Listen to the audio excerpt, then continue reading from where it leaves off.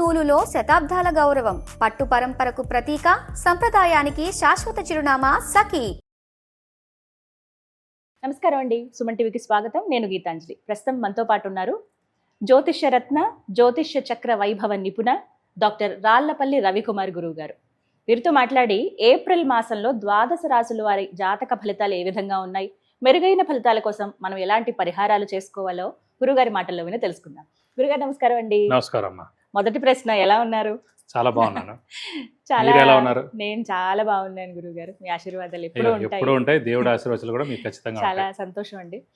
ఈ పరిచయం ఇప్పటిది కాదు, వాస్తవానికి 2 ఏళ్ళు అయిపోయింది. కాకపోతే వీడియో 3 years అయిందండి సుమన్ టీవీలో నేను చెప్పడం స్టార్ట్ చేసి. సో ఫస్ట్ నా ఇంటర్వ్యూ గీతాంజలి గారితో స్టార్ట్ అయింది. మళ్ళీ ఒక ఏడాది చెప్పాను, తర్వాత మళ్ళీ గ్యాప్ వచ్చింది. మళ్ళీ ఇప్పటి నుంచి మళ్ళీ రాశి ఫలాల నుంచి మిగతా వాటి నుంచి కూడా మళ్ళీ గీతాంజలి గారితో మొదలవుతుంది. ఇక నుంచి ఇది మళ్ళీ ప్రారంభం. మళ్ళీ ఒక బ్రేక్ ఇచ్చుకొని మళ్ళీ స్టార్ట్ చేసినట్లుగా అనమాట. గురుగారు, ఇక ఏప్రిల్ ప్రతి మాసం ఖచ్చితంగా కోరిక ఉంటుందండి, తెలుసుకోవాలని జాగ్రత్త పడతారు. అందులో భాగంగానే ఇలా ఈ రాశి ఫలితాలు చెప్పడం కూడా. అయితే ముందుగా గ్రహస్థితి ఏ విధంగా ఉంది ఏప్రిల్ 2026? శరదిందు సమాకారే పరబ్రహ్మ స్వరూపిణి వాసరాపీఠ నిలయే సరస్వతి నమస్తుతే. సుమన్ టీవీ ప్రేక్షకులకి నమస్కారం. ముందుగా ద్వాదశ రాశుల్లో ఏప్రిల్ నెలలో నవగ్రహాలు ఎక్కడ ఉన్నాయో తెలుసుకుందాం. ముందుగా సూర్యుడు వచ్చేసి మనకి ఏప్రిల్ 15 to మే 15 ఫిక్స్డ్ అండి. సూర్యుడు మేషరాశిలో ఉంటాడు, ఉచ్చ స్థానంలో ఉంటాడు. సూర్యుడు అంటే తండ్రి కారకుడు, గవర్నమెంట్ కారకుడు, ఆరోగ్య కారకుడు. అలాగే ఎవరైనా ఉన్నారంటే సూర్యుడు ఏప్రిల్ 15 to మే 15 ఎవరు పుట్టినా కూడా రవి ఉచ్చలో ఉంటారు కాబట్టి వాళ్ళకి గవర్నమెంట్ జాబ్ రావడం కానీ, అయితే వాళ్ళ నాన్నగారు గవర్నమెంట్ జాబ్లో ఉండడం కానీ, లేదంటే గవర్నమెంట్ నుంచి హెల్ప్ పొందడం కానీ ఇవన్నీ కూడా ఉంటాయి అన్నమాట. సో ఈ నెల ఎవరు పుట్టినా కూడా ఆరోగ్యరీత్యా కూడా చాలా బాగుంటుంది. నెక్స్ట్ వచ్చేసి మనకి కుజుడు వచ్చేసి మనకి మీన రాశిలో ఉంటారు ఈ నెలలు కూడా. రాహు వచ్చేసి మనకి కుంభరాశిలో ఉన్నారు. అలాగే గురువు వచ్చి మనకి మిథున రాశిలో ఉన్నారు. శని వచ్చేసి మనకి మీన రాశిలో ఉన్నారు. బుధుడు మటుకు ఈ నెల అంతా కూడా నీచ స్థానంలో ఉంటాడండి. ఎందుకంటే 10/4/2026 నుంచి బుధుడు నీచ స్థానంలోకి వస్తున్నాడు మీన రాశిలోకి. సో బుధుడు మెయిన్గా వ్యాపార కారకుడు, అలాగే మిత్రులకి కారకుడు, అలాగే క్రియేటివిటీ, ఇంటెలిజెన్స్, లాజిక్ అవన్నిటి కారకుడు, స్పెక్యులేషన్ కారకుడు, ఇవన్నిటికి కారకత్వం అనమాట. సో అతను ఈ నెలలు నీచలో ఉంటారు కాబట్టి స్పెక్యులేషన్స్ అలాంటివన్నిటి కొంచెం జాగ్రత్తగా ఉండాలి. ఎందుకంటే స్పెక్యులేషన్ జోలికి వెళ్ళినా చాలా ప్రాబ్లం అవుతుంది, ఏ రాశి వాళ్ళైనా సరే.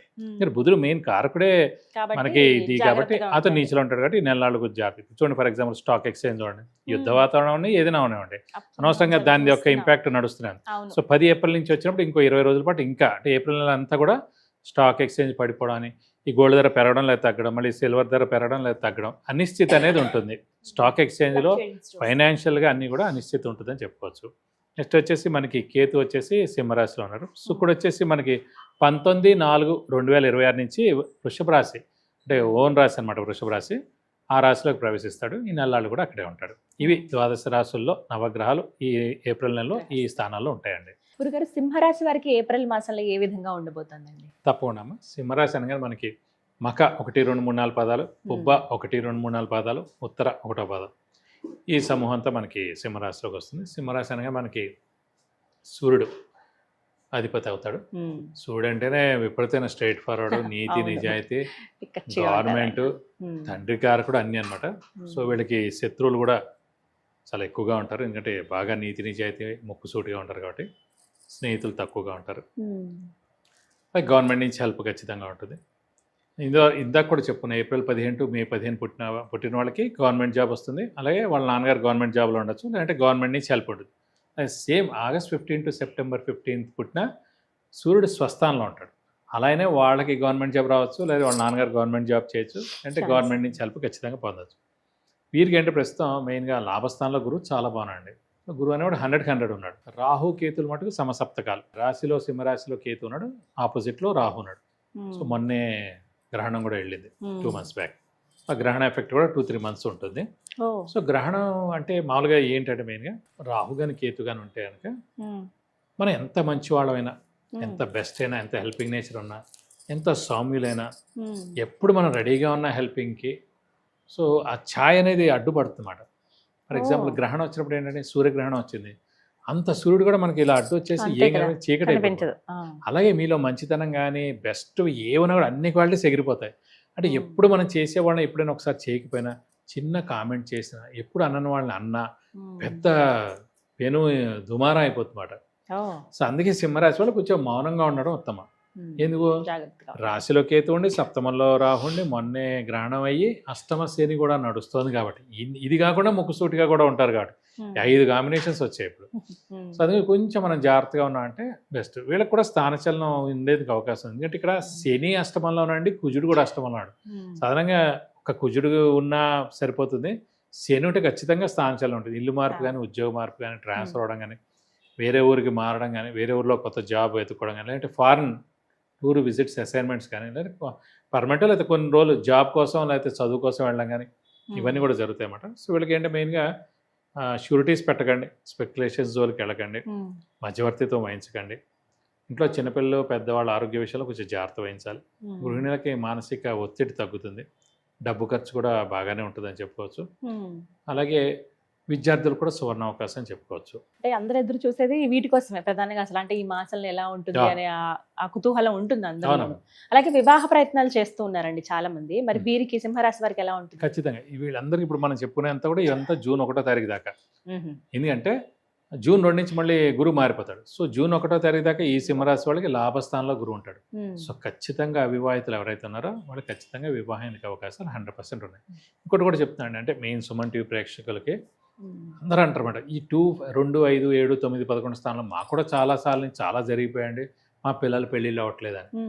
నేను మెయిన్గా చెప్పేది ఒకటే అండి, మీ పిల్లల పెళ్ళిళ్ళు కానీ ఈ రాశులు వాళ్ళకి ఖచ్చితంగా అవుతుంది. ఎందుకు అవ్వట్లే అంటే మాట ఖచ్చితంగా అబ్బాయి కానీ అమ్మాయి కానీ మనస్ఫూర్తిగా వివాహానికి రెడీగా లేరు.